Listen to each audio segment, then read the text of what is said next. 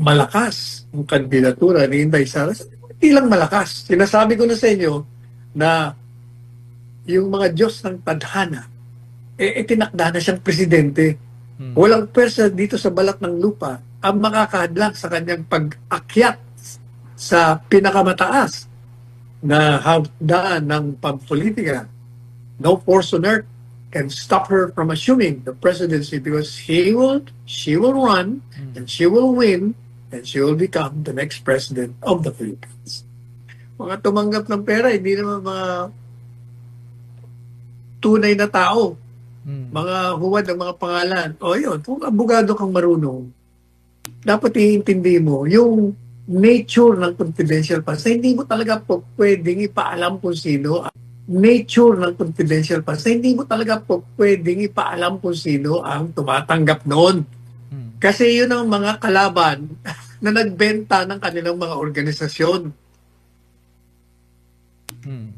Yun ang pinagkukunan mo ng impormasyon para talunin mo mga kalaban sa estado. Pangatlo, ano ba yung ground? Hindi naman nagbanta. No, yung pagbabanta. Yes. Kaya nga ng analogy ni Boxer tayo, hindi naman po pwede yun. Matagal na ho natin sinabi, di ba? Una pa lang tanong sa akin ng mga reporters, paano magkakaroon ng pagbabantayan? Pagbabanta galing sa patay? Threat from the grave? Mangyayari lamang yung banta kung patay na siya o nasa ng krimen. Walang krimen. Yun din naman isa na iniisip niyang pupugutan niya ng ulo. Imahinasyon lang nga yun. Madali sabi, kung hindi yun isang krimen, paano yun magiging impeachable ground? Yan ang tinatawag na sentido común. Kaya, hindi, kung sa totoo lang, yung mga complaint na yun, kahit na hindi mo sagutin, kung matino ang maghuhusga, ay dismiss ka agad yun. Pareho rin nung sa ICC. Yung ba sinabi ko na sa inyo? Kung ang batayan mo lamang ay yung merito ng kaso, ay dismiss ka agad. Pero hindi naman yan ang nangyayari. Politika nga Politika ang batayan ng pag-impeach at ng pagpapakulong. Kaya puro kabalbalan lang itong ginagawa ng tagapagsalita. Hindi tagapagsalita, kundi tagapagtanggol ng pangasyo.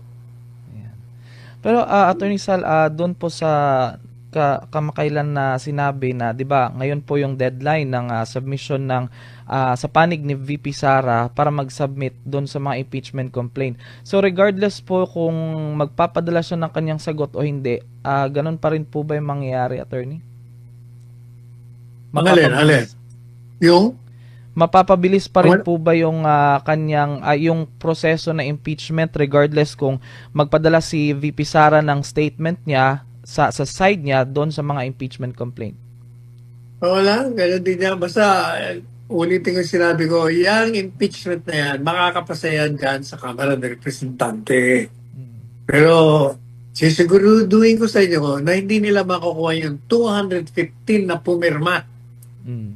Yung mga pumirma nung nakaraan, kasi tinakot nila, kasi nag-alala na walang makukuha ng ayuda ang distrito nila na pumirma. Hindi na ho mangyayari yun.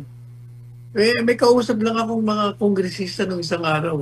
Wala, sabi niya, napilitan lang kami, pero this time talagang lalabas kami, hindi kami pipirma. Kaya yung 250 na yan, maniwala kayo. Mga 100 mahigit lang yan. Wala na yung 250 na yan. Mananalo sila. Matutuloy ang impeachment transmission sa Senado. Pero pagdating sa Senado, maniwala kayo. Ako, pupusta ako sa inyo. Pag natuloy ang trial, yes, alam niyo kung ilan ang boboto lang yung pabor sa conviction. Ang apat lang, pusakal na kontra kay Inday. Lacson, Soto, sino pa? Pangilinan, Ontiveros, siyang apat na yan.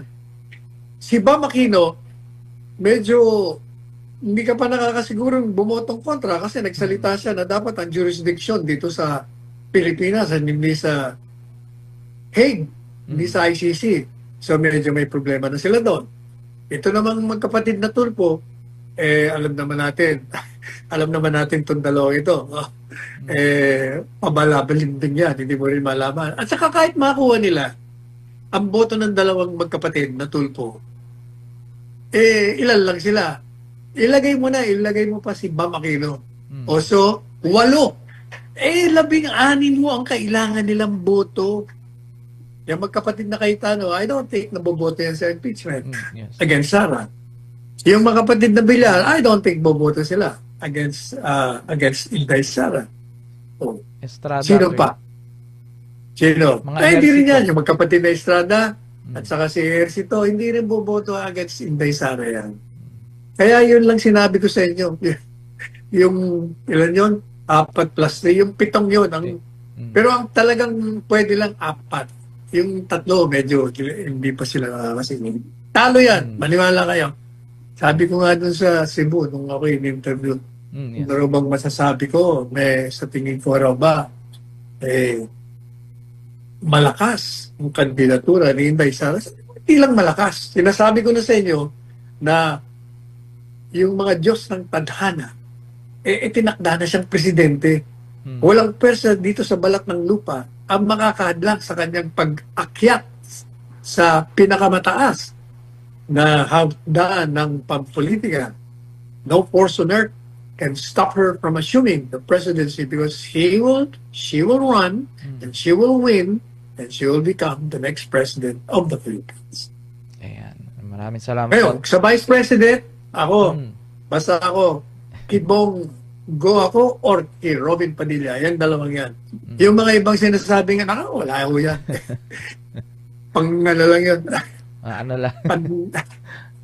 Pangpakwela lang. Hindi yun. Yung dalawa lang ang talagang overwhelming. Mananalo. Either or Bongo, Robin Padilla, or Bongo, Vice President.